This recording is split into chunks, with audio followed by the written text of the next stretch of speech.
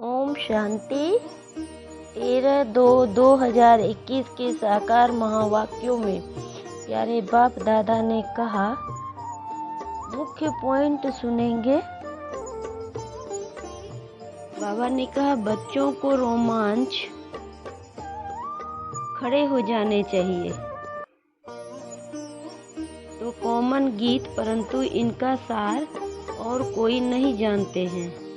बाप ही आकर गीत शास्त्र आदि का अर्थ समझाते हैं। मीठे मीठे बच्चे यह भी जानते हैं कि कलयुग में सबकी तकदीर सोई हुई है, यानी आत्मा की ज्योति बुझी हुई है। सतयुग में सबकी तकदीर जगी हुई होती है, यानी आत्मा की ज्योति जगी होती है। सोई हुई तकदीर को जगाने वाला और श्रीमत देने वाला अथवा तकदीर बनाने वाला एक ही बाप है। वही बैठ बच्चों को तकदीर जगाते हैं। जैसे बच्चे पैदा होते हैं और तकदीर उनकी जग जाती है। बच्चा जन्मा और उनको यह पता पड़ जाता है कि हम वारिस हैं।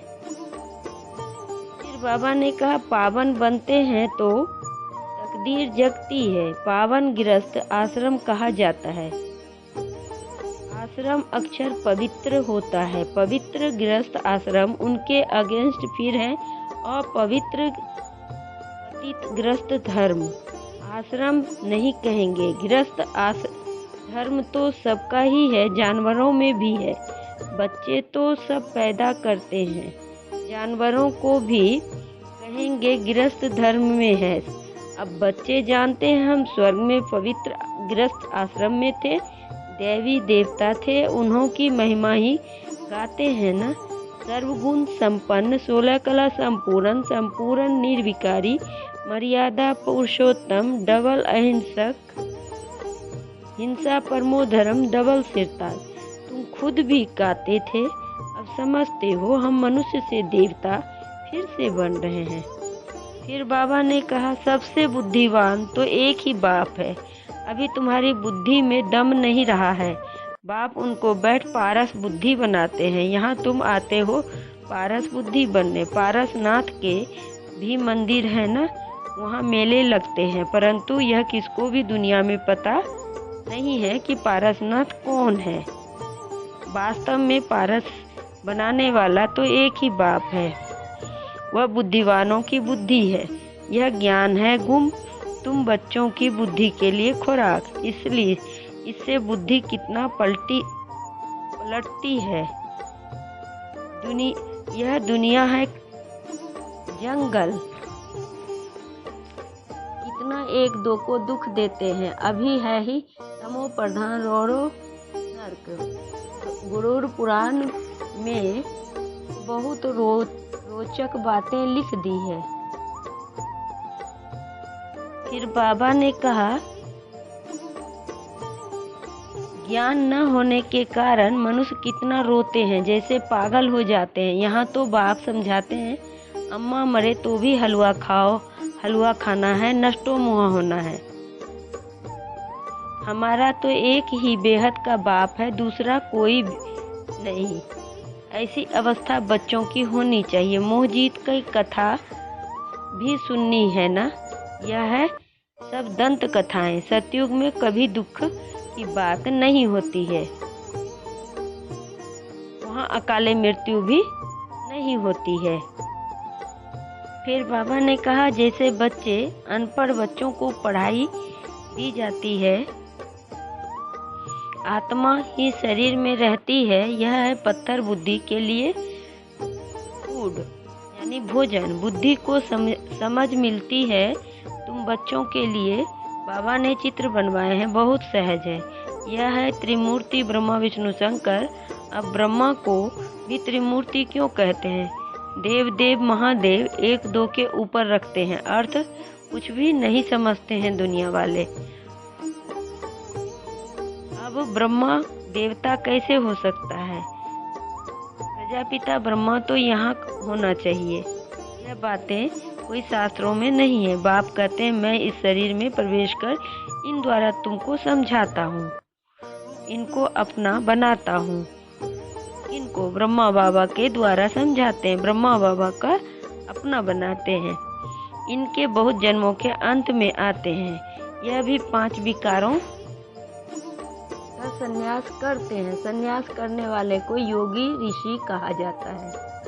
अभी तुम राज ऋषि बने हो तो 5 विकारों का संन्यास तुमने ही किया है, तो नाम बदलता है ना, तुम तो हो ही राजयोगी बनते हो।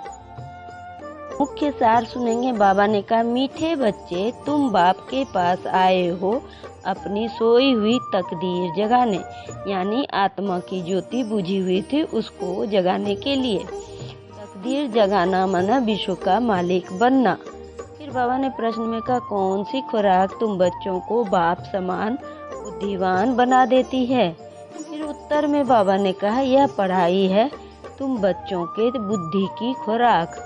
जो रोज पढ़ाई पढ़ते हैं अर्थात इस खुराक को लेते हैं, उनकी बुद्धि पारस बन जाती है पत्थर से। पारसनाथ बाप जो बुद्धिवानों की बुद्धि है वह तुम्हें आप समान पारस बुद्धि बनाते हैं। गीत में बाबा ने कहा, तकदीर जगाकर आई हूँ। लास्ट में बाबा ने कहा, तुम बच्चे जानते हो शिव बाबा रचयिता है, वह नई रचना रचते हैं। वह बीज रूप सत्य आनंद का सागर, ज्ञान का सागर, स्थापना विनाश पालना कैसे करते हैं यह बाप जानते हैं, मनुष्य नहीं जानते। फट से कह देते हैं, तुम बीके तो दुनिया का विनाश करेगी। अच्छा, तुम्हारे मुख में गुलाब, कहते हैं यह तो विनाश के लिए निमित्त बनी है। न शास्त्रों को, न भक्ति को, न गुरुओं को मानती हैं, सिर्फ अपने दादा को मानती हैं। लेकिन बाप तो कहते हैं यह पतित शरीर है, मैंने इनमें प्रवेश किया है, यानी ब्रह्मा बाबा के शरीर के लिए कहते हैं।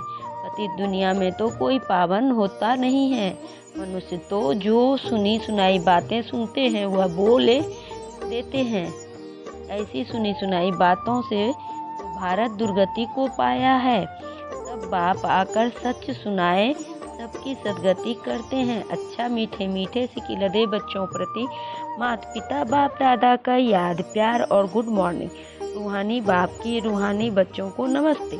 हम रूहानी बच्चों की रूहानी बाप दादा को याद, प्यार और गुड मॉर्निंग और नमस्ते। नमस्ते, सदा रहो हंसते, बन जाओ फरिश्ते, चलते रहो परम धाम के रास्ते। शुक्रिया बाबा, शुक्रिया बाबा, पद्मा पदम शुक्रिया बाबा। धारणा के लिए मुख्य सार। पहली पॉइंट, बाबा ने कहा, बाप से सुख का वर्षा लेकर सुख का देवता बनना है, सबको सुख देना है। राज ऋषि बनने के लिए सर्व विकारों का संन्यास करना है। फिर बाबा ने कहा दूसरी पॉइंट में, पढ़ाई ही सच्ची खुराक है। सदगति के लिए सुनी सुनाई बातों को छोड़ श्रीमत पर चलना है।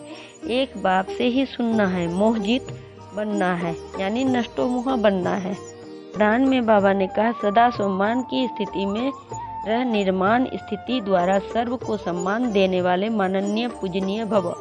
सदा सम्मान के स्थिति में रह निर्माण स्थिति द्वारा सर्व को सम्मान देने वाले माननीय पूजनीय भव।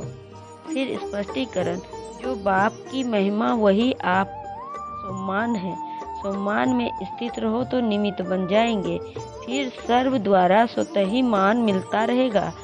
मान मांगने से नहीं मिलता है, लेकिन सम्मान देने से, सम्मान में स्थित होने से, मान का त्याग करने से सर्व के माननीय व पूजनीय बनने का भाग्य प्राप्त हो जाता है। क्योंकि सम्मान देना नहीं है, लेना है। फिर बाबा ने स्लोगन में कहा, जाननहार के साथ करणहार बन, असमर्थ आत्माओं की अनुभूति का प्रसाद बांटते चलो। जाननहार के साथ करणहार बन, असमर्थ आत्माओं को अनुभूति का प्रसाद बांटते चलो। ओम शांति, ओम शांति।